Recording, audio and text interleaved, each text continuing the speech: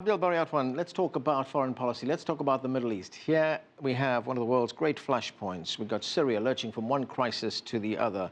The war continuing in Iraq. Egypt, which has been called by Human Rights Watch one of the worst violators of human rights. Libya becoming a sanctuary for ISIL. And, of course, we are nowhere near a resolution of the Israeli-Palestinian conflict.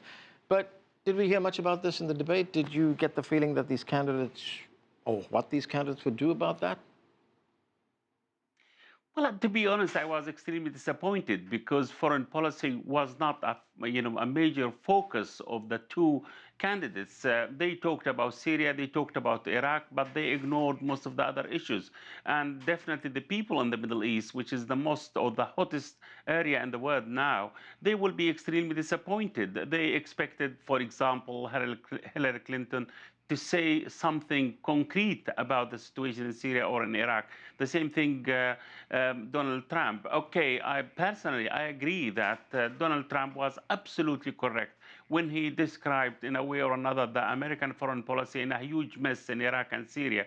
He actually said, I did not vote for the war in Iraq, but I believe the Americans should not leave, actually, before sorting everything in Iraq, actually make it stable. And also he accused the American administration of being responsible, or the American invasion being responsible for the emergence of Islamic State in that part of the world. The same thing, I believe, also I agree with him. I believe President Putin outplayed Hillary Clinton and also Obama in both countries, in Syria in particular.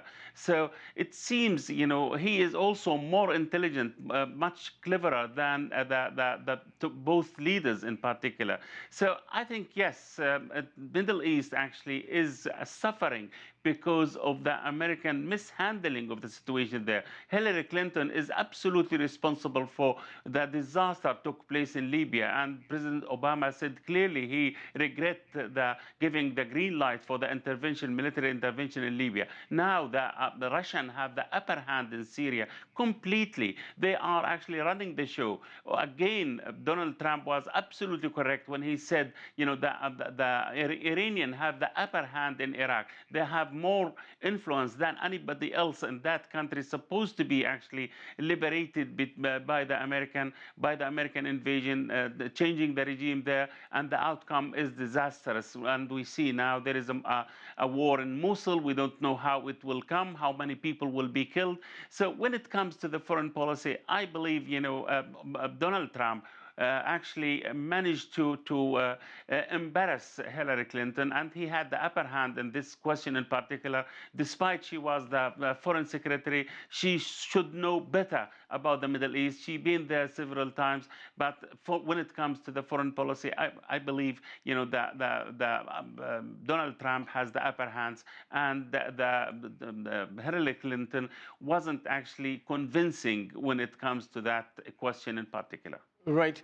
Holger, as Abdel Bari Atwan points out, Russia has become a big issue in this election. It looks like Vladimir Putin has very reluctantly become part of the campaign here.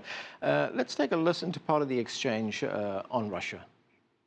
Let me tell you, Putin has outsmarted her and Obama at every single step of the way, whether it's Syria, you name it, missiles. Take a look at the startup that they signed. The Russians have said, according to many, many reports, I can't believe they allowed us to do this. They create warheads and we can't. The Russians can't believe it. She has been outsmarted by Putin. So, Holger, why has Russia become such a big issue?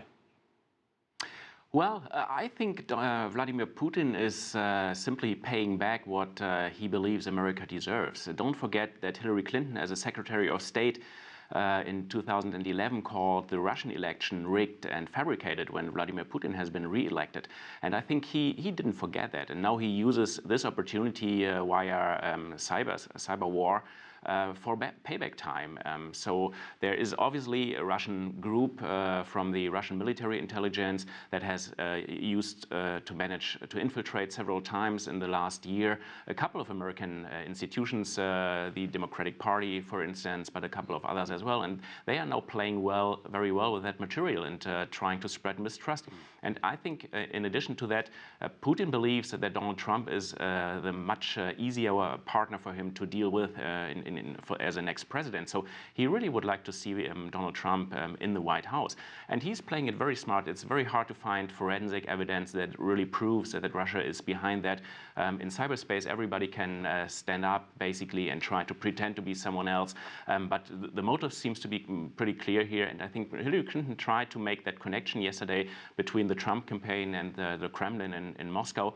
But my assessment is that the American public is not really interested in that. So Donald Trump gets away with that. Right, Mary, all of you cited the fact that, go ahead. Yeah, to be honest, I am surprised why Donald Trump is heavily criticized and considered as a puppet of Putin. What's wrong in having a good relation with another superpower leader, for example? What's wrong with being a friend of Putin? I think this could be extremely useful for the whole of the world.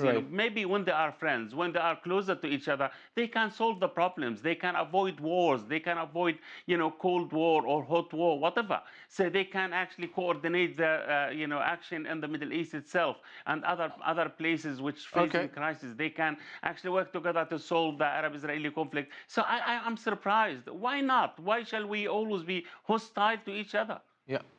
Okay, we'll see what happens after the election as far as that relationship is concerned. Mary, I'm going to get to you. And, all of you cited the fact that Donald Trump refused to say whether he would respect the outcome of the election that takes place in early November.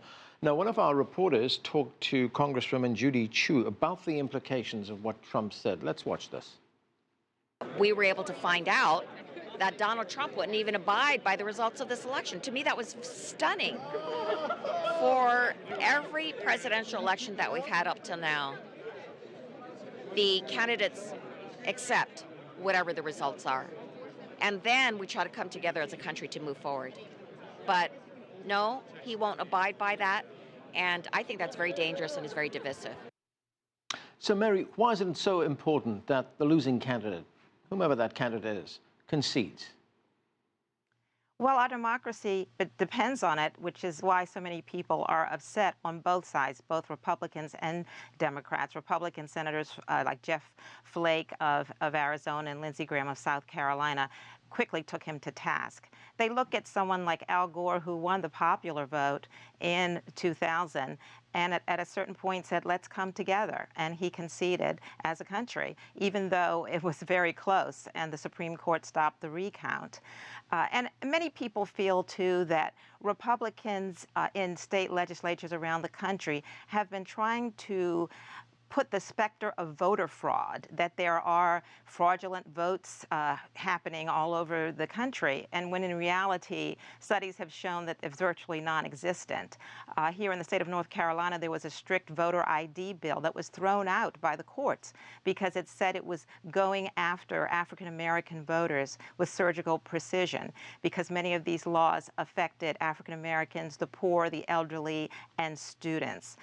So they feel that this is actually means that after the elections, there'll be many people who basically will not accept the winner as legitimate if the winner isn't Donald Trump.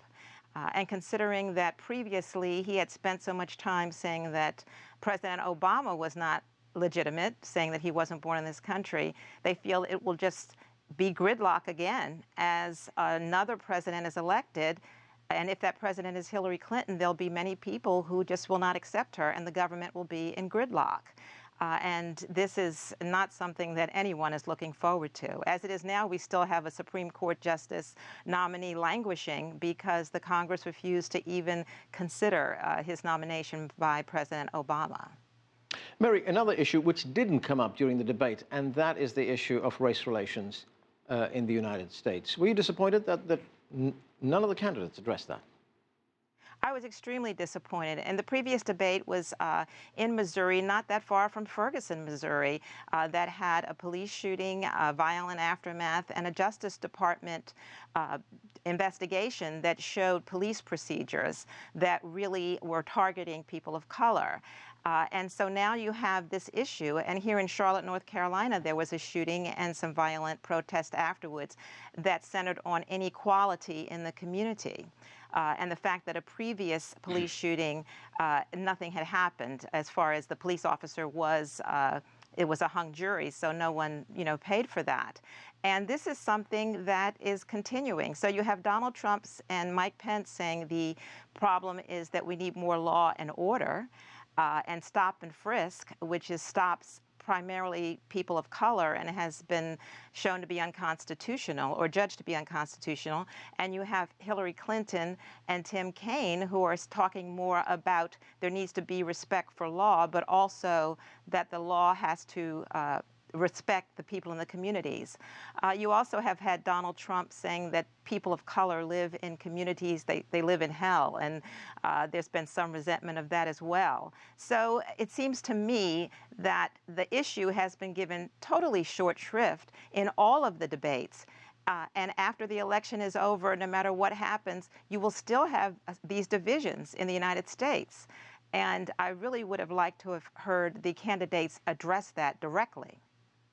I think, Arnaud, if I may step in here, Arnaud, I think Hillary Clinton believes that she has the African-American electorate already on her side. And on the other hand, Donald Trump basically stopped reaching out to that community. So to me, it sounds very much that he has given up that part of the electorate and that he's more interested in appealing to his core voter base and probably even already is preparing for the day after the election and for a potential loss in spinning conspiracy theories and not trying to reach out to African-American voters. Holger, do you think she's taking the African-American vote for granted? I think she believes so, maybe not in the same dimension as Barack Obama did in the last two elections, and Donald Trump probably just got the numbers right. He has almost no chance in obtaining more than like 2 or 3% in that electorate. So he probably has given up and really tries to satisfy his white core, undereducated electorate that he is appealing to. Right. But she does need the turnout. She needs the turnout. That's why she has folks like Michelle Obama, who is incredibly popular, out on the stump to try to energize young people and African Americans to come out and vote because she needs the turnout. Right. Chen Weihua, another big issue that wasn't discussed, an issue that preoccupies the world, it's an international issue, and that's climate change. Mm-hmm. It's a big issue in China as well. No discussion. Yeah, I mean, it was quite obvious. I mean, this issue, which is sort of the major achievement during the Obama administration with China.